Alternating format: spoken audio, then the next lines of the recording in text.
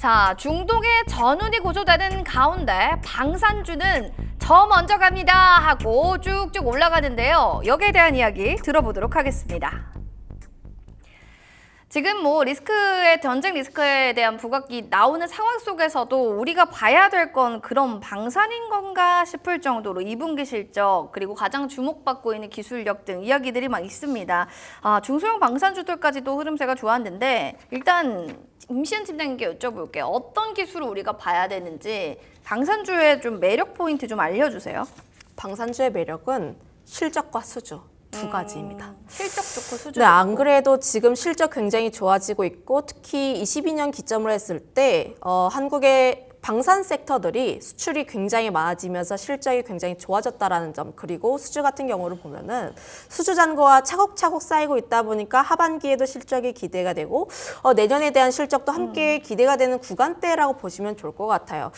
그럼 가장 중요한 부분들이 그러면 개별 기업들에 대한 모멘텀이라고 보시면 좋을 것 같은데 각 기업이 가지고 있는 모멘텀은 굉장히 다양합니다. 한화 에어로스페이스라든지 현대로템 같은 경우에는 폴란드에 대한 기대감도 어느 정도 있고 하나 시스템 같은 경우에는 천궁2에 대한 기대감 거기다 LG 넥스원 같은 경우는 좀 사우디라든지 중동 쪽에 좀 수주가 이미 진행된 레퍼런스가 있다 보니까 현재 중동에 대한 지정학적 리스크가 발생하게 되면서 추가 수주에 대한 기대감이 계속적으로 나오고 있다고 보시면 좋을 것 같아요. 거기다가 더해서 현재 루마니아에 대한 기대감도 상당히 높다라고 보시면 좋을 것 같은데 이미 지금 몇 달 전에 하나 에어로스페이스가 루마니아와 함께 수주 계약을 체결하게 되면서 기대감은 높아져 있는 상황들, 결국 그러면 루마니아뿐만 아니라 유럽 쪽의 다른 국가들 역시도 함께 가성비가 좋은 우리나라 쪽에 수주가 나올 가능성이 높다라고 보시면 좋을 것 같아서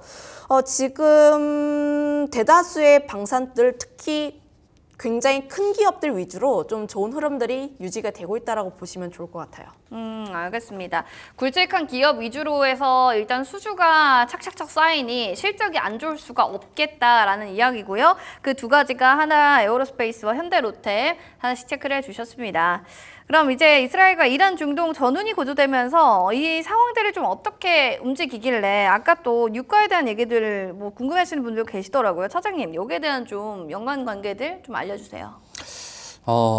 우선 지금 지정적 이 중동 쪽에서의 리스크는 저는 이제 당장 끝날 얘기는 아니라고 좀 생각이 되고 있고, 다만 이제 이번에 어떤 이 피살, 그러니까 정말 이제 그 정치 지도자가 돼버린 사람이 피살됐다는 것 자체에서 무게는 좀 그 전보다는 좀 강도는 세다라고 좀 생각이 되고 있고요. 지금 이제 이란 같은 경우가 이스라엘에 대한 공격을 공식적으로 선언했죠. 한 다음에 지금은 이제 미국도 그렇고 이 서방 G7 국가들 같은 경우에도 약간의 좀 말리려는 좀 분위기는 있어요. 있지만은 이제 중요한 게 이제 적극적으로 말리려는 분위기도 아닌 것 같은 좀 느낌도 있어가지고 지금 어떻게 보면 중동 쪽에서의 이런 그 내전 같은 경우는 글쎄요, 제가 앞서서 말씀드렸다시피 장기화될 가능성이 굉장히 좀 크다라는 게 그전에 서방 세력 같은 경우에 좀 약간 입김이 좀 많이 좀 작용을 했었던 그런 상황이었는데 지금은 적극적으로 하라는 분위기가 좀 적극적으로 뭘 하는 분위기는 아니기 때문에 오히려 지금은 제가 봤을 때도 계속 이거에 대한 얘기 나올 가능성이 크다라고 좀 생각이 되고 있고, 그렇기 때문에 유가 어떤 공식적으로 좀 생각이 되잖아요. 그렇기 때문에 유가에 대한 상승이 더 올라갈 수가 있고 또 이제 금리의 방향도 뒤집어질 수도 있다. 그래서 저는 이제 금리까지는 영향은 아닌 것 같고, 거기까지는 아니고요. 네. 다만 이제 그 해운 지수나 이런 운임 같은 경우에는 또 올라갈 가능성도 지금 있는 상황이라고 좀 말씀을 드릴 수 있겠고요. 근데 이제 가장 영향을 받는 거는 이제 방산주라고 좀 말씀을 드릴 수 있겠는데, 그렇기 때문에 최근에 지난주 금요일도 그렇고 어제도 그렇고 그나마 시장이 떨어지는 상황에서도 올랐던 게 좀 방산주였거든요. 그렇기 때문에 주가적인 측면에서는 방산주에 대한 좀 관심을 계속 가져야 되고요. 근데 이제 방산주에 대한 내용을 수전에 말씀드리기 전에 우리나라뿐만 아니라 지금 미국의 방산주들 같은 경우 로키드 마틴이나 그리고 뭐 에어로스페이스나 이 방산주들 미국 같은 경우도 방산주들이 빅테크 기업들이 조정을 받는 가운데서 잘 가고 있거든요. 방산주에 대한 방산 산업 자체가 이제는 글로벌적으로 점점 커지고 있기 때문에 이 방산주에 대한 좀 관심을 좀 지정학적 리스크, 물론 이제 전쟁은 이러면 안 되겠지만 그쵸. 그런 부분을 좀 연관이 가장 좀 밀접하지 않을까 판단됩니다. 알겠습니다. 글로벌 금리 방향성이 뒤집어질까에 대해서는 거기까지는 아니지만 일단은 뭐 해운 운임 이런 부분들엔 영향을 미칠 거고 방산 시장에 대한 또 메리트는 오히려 좀 부각될 수밖에 없는 상황일 것이다라고 얘기를 좀 전해주셨습니다. 글로벌 증시 폭락장이 뭐 대형이 아니라 뭐 중소형주 관련한 또 방산 섹터로 강세 움직임이 나타난 이유 좀 궁금하실 것 같아요. 뭐 형님이 가야 아우 가는 거 아니야? 근데 왜 아우들 이렇게 잘 가지? 팀장님, 이거는 어떻게 해석해야 되나요? 아우들이 이제 좀 뛰어난 뭔가 또 다른 매력이 생긴 건가요? 원래 뭐 어디서 전쟁 난다 혹은 뭐 북한에서 어디 포 쐈다 하면은 작은 종목군들이 움직입니다. 오히려 이제 뭐 시장 해지성으로 뭐 스페코라든지 휴니드 혹은 빅텍 같은 기업들은 이제 방산에 대한 긍정적인 내용들, 특히 뭐 실적 기반, 수주 기반이 아니라 좀 전쟁에 대한 우려 때문에 움직이는 경향이라 보시면 좋을 것 같아요. 그거에 따라서 지금 나와지고 있는 이 이슈들, 특히 중동에 대한 지정학적 리스크에 따라서 현재 스페코 같은 종목이 20% 정도의 강한 상승세를 보여주고 있긴 한데, 다만 이런 종목군들의 특징이 네. 이제 이슈가 소멸이 되면 급락이 빠르게 나옵니다. 아, 그 변동성이 크다는 거죠? 변동성이 굉장히 크다 보니까 지금 꾸준하게 모아서 가야지라는 생각보다는 트레이딩 관점에서 보시는 게 조금 더 맞을 것 같다라는 생각을 하고 있고요. 특히 중동에 대한 이야기를 조금 더 드려보게 되면 네. 지금 언론사들도 굉장히 왔다 갔다 합니다. 이제 전쟁을 하냐 네. 혹은 전쟁을 안 하냐라는 내용들이 굉장히 많이 나와주고 있어요.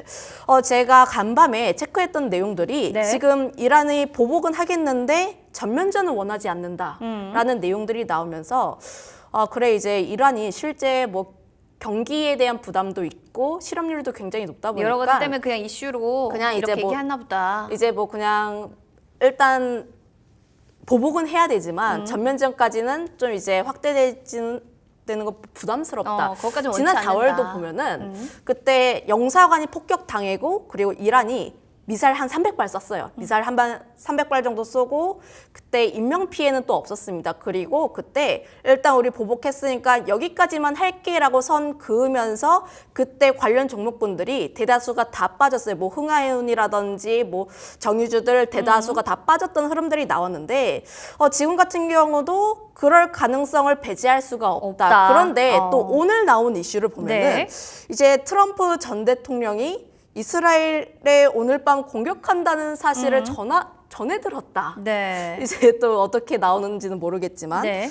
그리고 이란이 언제 보복할지 불확실한데 현재 이슬람권 국가들과 함께 이스라엘을 제재할 것으로 논의하고 있다라는 내용들이 또 오늘 새롭게 부각이 되고 있어요. 그래서 한 이 내용들이 오전 10시쯤에 돌기 시작하면서 관련 종목군들에 대한 강세 흐름들이 나타났는데 또다시 이란이 일단 여기서 끝낼게라고 이야기가 나면 이 종목군들 다시 한번 좀 빠질 가능성이 높다 보니까 그러게요. 트레이딩 잘하시는 분들만 좀 접근해 보시면 좋을 것 같습니다. 그러니까 지금 전쟁이라는 이슈가 딱 그렇게 부각이 된다면 오히려 굵은 또 종목들이 아니라 중소형 또 종목들이 급등락이 왔다 갔다 한다라는 거거든요. 이거는 이제 초보 투자자분들보다는 투자하실 때 또 이래 고수분들이라고 하더라도 투자 시에는 유의가 꼭 필요할 것 같습니다. 변동성 굉장히 크다라는 점 다시 한번 말씀드릴게요. 다음으로 하반기에 국내 방산 산업에 기대되는 수주. 우리가 수주가 정말 제일 중요해요. 왜냐하면 실적으로 찍히니까요. 그래서 이제 차장님도 워낙 그 섹터는 또 좋게 보시니까 또 어느 종목이 또 이제 수주에 대한 긍정적 얘기들이 있는지 기대되는 종목들 좀 알려주세요. 우선 상반기 때나 작년 이제 연말 하반기 때 나왔던 수주 부분은 올해 하반기 때도 계속 이어질 가능성이 좀 크고요. 네. 왜냐하면 최근에 이 전쟁에 대한 그러니까 러시아 우크라이나도 그랬고 뭐 중동 쪽도 그렇고 이제 거의 대부분 지상전이거든요. 예, 지상전이기 때문에 지상전 품목에 맞는 우리나라 기업들의 뭐 대표적으로 현대로템 K2 뭐 이런 지상전의 품목들은 계속해서 수주가 일어날 가능성이 크다라고 좀 생각이 되고 있고요. 근데 이제 지금 이제 지상전 얘기를 했지만 그렇기 때문에 이제 그 방산주는 이제 빅4가 있잖아요. 뭐 LIG 넥스원, 그리고 현대로템, 하나 에어로스페이스, 그리고 하나가 바로 이제 항공우주거든요. 근데 이제 한국항공우주가 이 방산주들의 상승세에서 철저하게 좀 소외됐었거든요. 네. 왜냐하면 이제 이 완제기나 이제 기체 이쪽에서의 이 수주나 이런 부분은 원활하게 좀 됐었는데 말씀드렸던 이제 지상전의 어떤 지정적 리스크가 계속 일어나기 때문에 항공기나 이런 거에 대한 수주에 대한 그 시장에서의 기대감이 좀 낮았던 상태였는데요. 지금 하지만 한국항공우주의 이 완제기 쪽 또 수리원 쪽에서의 수주 부분은 하반기 때 좀 꾸준하게 일어나고 있는 상황이고 상반기 때도 좋았었어요. 근데 이제 2분기 실적도 이 작년 대비해서 170% 이상 올랐기 때문에 이 한국항공우주의 이런 좀 완제기 수주나 이제 기체 부품 쪽에서 수주가 좀 나온다고 한다면 어떤 새로운 이 품목에 대한 수주 부분을 또 방산 쪽 섹터에서 좀 가져가야 되지 않나라고 좀 생각이 되고 있고, 근데 이제 앞서서 저희가 말씀드렸다시피 이제 중소형 방산 기업들의 어떤 무전기, 레이더 뭐 이런 쪽에서의 기업들 같은 경우에도 수주는 일어날 가능성이 있는데 아직까지는 이 지상전 쪽에서의 이 굵직굵직한 어떤 품목 쪽으로 좀 맞춰져 있는 건 사실이고 이런 부분도 하반기 때 지속될 가능성이 있지 않을까라고 좀 생각이 됩니다. 알겠습니다. 한국항공우주도 얘기를 해주셨는데 수리원 수출에 대한 계약 가능성에 대한 긍정적인 이야기를 좀 해주셨습니다. 이 부분 자 살펴보시면 좋을 것 같습니다. 자 그럼 이제 국제 분쟁 지속되고 있는데 방산 매력도는 그만큼 좀 올라가게 되겠죠. 방산업이 좀 가진 뭔가 리스크 아니면 꼭 해야 되는 숙제들이 있다면 어떤 게 있는지 좀 간략하게 짧게 부탁드릴게요. 가장 중요한 건 수주가 계속 이어지는지 여부라 보시면 좋을 것 같아요. 지속성과 결국 지금의 이 주가를 만들어낸 게 수주가 계속해서 이어졌고 그게 실적으로 반영이 되면서 현재의 주가를 만들었다라고 보시면 좋을 것 같은데 앞으로 그러면 현재 상황 좋은 거 알겠어. 그러면 하반기에도 과연 우리가 원하는 만큼의 수주를 받을 수 있을 것인지 그리고 지금 트럼프가 당선이 되더라도 혹은 이제 당선이 안 되더라도 지금 우리가 원하는 만큼의 수주를 받을 수 있는지 여부라고 생각을 해보시면 좋을 것 같아요. 조선주와 좀 비슷한 흐름이라고 보시면 좋을 것 같은데 결국 지금 수주 기반의 기업들 같은 경우에는 수주가 꾸준하게 나오는지를 확인을 해야 합니다. 다만 저는 지금 방산 종목군들 같은 경우는 수주에 대한 기대감 상당히 높다라고 보시면 좋을 것 같고 하반기 같은 경우에는 이제 현대로템을 비롯해서 네. 폴란드 2차 계약에 대한 기대감도 상당히 남아있다라는 점들 그리고 각국의 방위비 자체가 전년 동기 대비했을 때 계속해서 증가하는 흐름들이 나와주고 있어서 결국 방산 쪽에 대해서 우리가 아니라 전 세계가 네. 돈을 쓸 수밖에 없다라고 보시면 좋을 것 같아요. 한 나라가 이제 예산을 짤 때 가장 중요하다라고 생각되는 부분들에 대해서 예산을 늘리는 부분이 있잖아요. 그 부분에 따라서 지금 우리나라 방산 쪽 같은 경우에는 지금 조정이 나왔을 때 그리고 그 조정 받고 다시 한번 지지가 나왔던 라인대 같은 경우는 우리가 조금씩 매수를 해도 좋은 단계다라고 보시면 좋을 것 같습니다. 다만 지금 같은 경우는 아니고 지지가 나온지 여부 조금 더 확인해 볼 필요가 있다까지 말씀드릴게요. 알겠습니다. 일단은 내년까지 수주가 지속되는지를 좀 체크하는 게 과제가 될 거다 정리를 드리겠습니다. 자, 방산 관심주 그러면은 우리 차장님은 어떤 걸 보고 계신지 먼저 종목들 만나보겠습니다. 자, 풍산 튜니드 스펙고 있는데 그중에서 원픽 종목은 무엇일까요? 네, 현대로템 바로 이야기 들어보겠습니다. 차장님 이야기 전해주세요. 어떤 걸까요? 우선 어제도 그렇고 이제 중소형 방산주들이 상승하고 대형주들 같은 경우는 당연히 이제 시장에 어떤 차익에 노출이 되었던 상황이었는데 대형주 위주로 좀 봐야 되는 게 맞다라고 좀 생각이 되고 있어요. 앞서서 이제 팀장님께 말씀하셨지만 중소형 방산주들이 이 가는 부분은 약간 좀 지정적으로 붉어졌을 때 약간 테마성으로 움직이는 부분이고 그리고 이제 대형주들 같은 경우가 이제 수주나 실적 이런 부분이 되고 있는 상황이라서 오히려 주가가 좀 떨어졌을 때 매수 관점으로 들어가는 게 낫지 않을까 근데 그 중에서도 이 현대로템 같은 경우가 계속 이제 뭐 폴란드 쪽이나 여러 동유럽 쪽에서의 수준업 컨소시엄 얘기는 계속 나올 가능성이 좀 크고요. 뭐 그리고 아시겠지만 이제 현대로템의 본업이라는 레일 쪽에서의 이 구조 조정이나 이런 부분에 있어서 재무적으로 점점 좋아지고 있는 구조로 가고 있거든요. 그렇기 때문에 현대로템을 좀 말씀드리도록 하겠습니다. 알겠습니다. 이성우 차장님의 원픽 종목은 현대로템으로 정리해 드리도록 하겠습니다. 오늘 좋은 말씀 주신 두 분 인사 나눌게요. 고맙습니다.